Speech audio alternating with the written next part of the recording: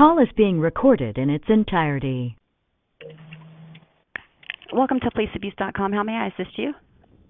Yes, ma'am. I had called last night, and a gentleman called me back twice this morning, and I missed his call. Okay. Did he leave you a message? He asked me to just call back and press option 1. Okay. Had you signed up for membership or anything like that? No, ma'am. I was going through some information, and I was called to report. I'm dealing with a civil issue where I was brutally beat by 2 police officers. Okay, now before you get into that, well, when you called earlier and he got your information and tried to call you back, so you hadn't filled out a complaint or anything like that? I haven't. All I did was made the call, and I missed his call because I was in therapy. No, I didn't get a chance to do any of that, and no. So I'm just calling back. Let me see if I can find out who called you. Now, you didn't have a name or anything like that? No, ma'am. It was a gentleman. He left. He just said he was calling. Okay. So let me get your name. Okay, it's Raquel, Raquel. Last name is Madison. Okay, let me see if I can find out who called you, Miss Madison, okay? Hold on just a moment. All right. Thank you. Okay.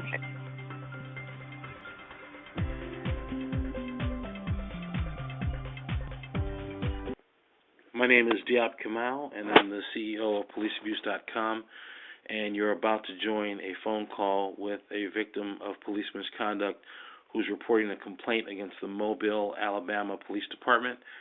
Her story is almost unbelievable, but it's credible, and we're going to take the case. Basically, what she is reporting is that she went out with a few friends on a night. She wasn't drunk, wasn't drinking, and that she was after the events going to a Waffle House in Mobile, Alabama, and there was some dispute over payment for a meal that she had. Her contention is that the meal was paid for, and what she describes in the story is leaving the restaurant, going to her car, and being attacked by 2 police officers from behind.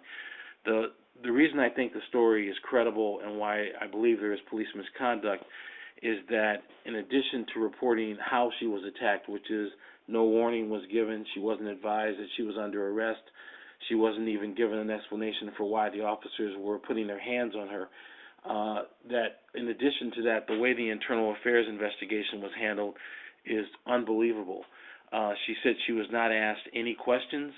No witnesses were interviewed, though she says that there were witnesses, including a police officer who was off duty who witnessed and gave her an affidavit. There were witnesses in the Waffle House, and there was a video. And with all that, the most serious piece of evidence demonstrating there's a problem here is that she wasn't even arrested. They slammed her on the hood of her car, knocked her teeth, her braces out of her mouth, damaged her car, strained her back, and then didn't even arrest her, and the officers wouldn't even give their names. She had to call dispatch to get that information. Now she tells me that the city of Mobile has blocked her email so she can't get in to notify anyone because she complained about the internal affairs investigation.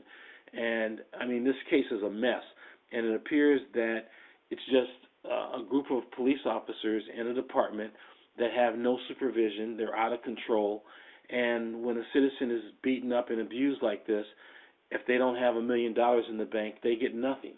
She says that she's talked to the city manager, she's contacted the city council, and they said that they're now using her case for training. What does that even mean?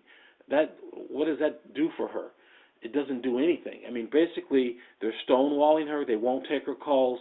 We are going to take the case. The first thing I'm going to do is ask for records and get the police reports. Oh, that's the other thing I should say. There is no police report. There is no report. So I'm going to try to get the dispatch calls, dispatching them to the crime scene. I will try to get the investigative notes from the internal affairs investigator.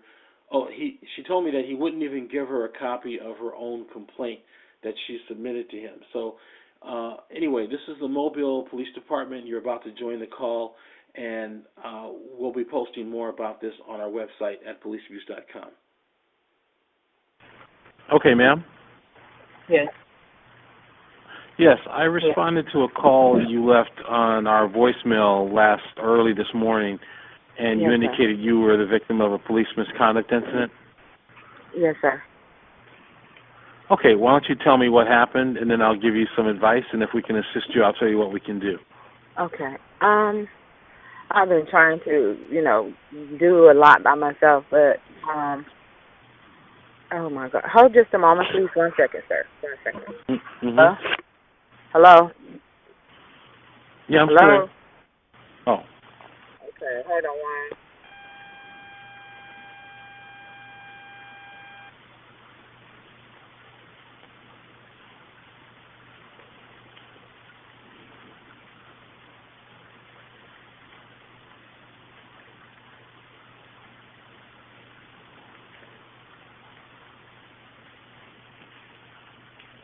Sir?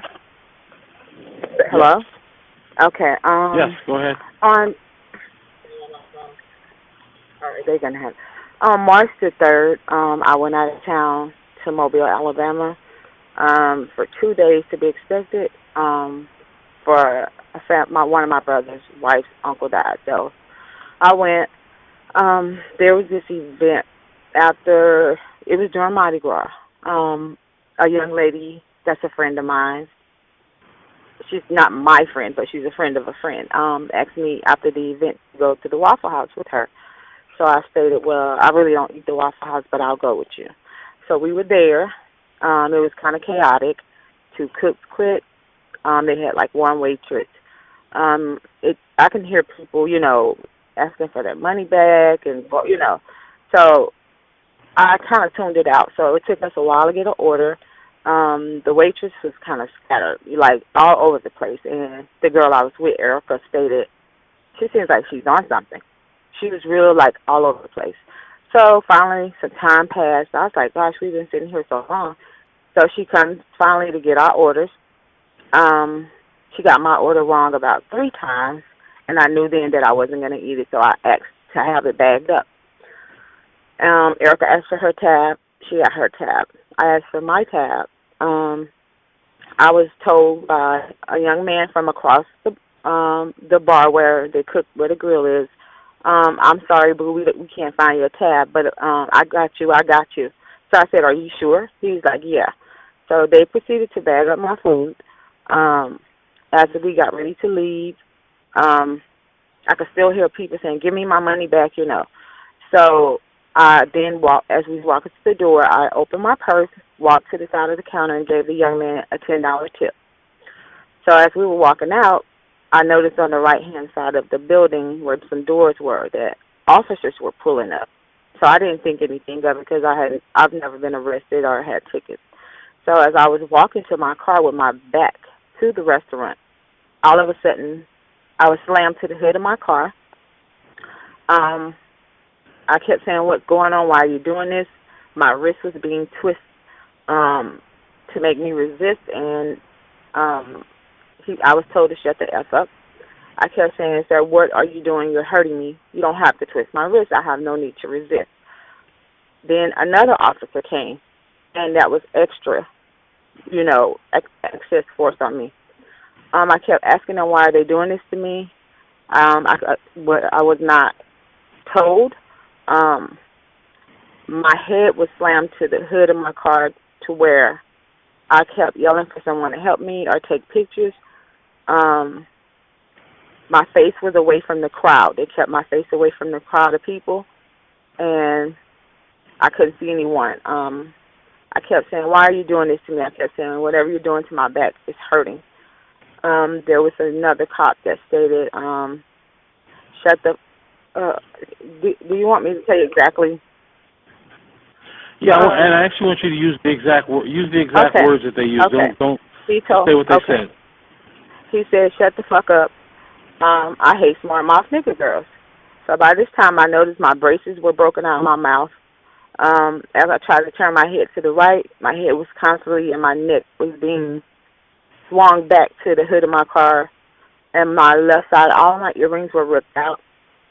Um, so I heard people screaming, "You're hurting her. You're messing her car up." One of the cops stated, "Oh, she could take her down to the city and they'll pay for it." By this time, I was pinned up against the car with both of them on me. I was. He told me that I looked like I was on drugs. I was like, "Are you kidding?" I was not arrested. I wasn't with any rights. They didn't even ask my name. So much force had been used on me to where I blacked out. So, well, let me back up. When you say you weren't arrested, you mean they didn't take you to jail? No, sir. They did not arrest me. They didn't take me to jail. They did not put me in a police car. So when they blacked me out, they came back and picked me up, uncuffed me, and I fell to the ground. They got in their cars and left. I had no names. They did not create a case. A lady came to my car. She stated that she couldn't go home, that she had to come back because she never saw anything like that in her life, because they were beating me around my car like a rag doll. And she stated for me to call her, please. So at that point, I was in shock. I couldn't move.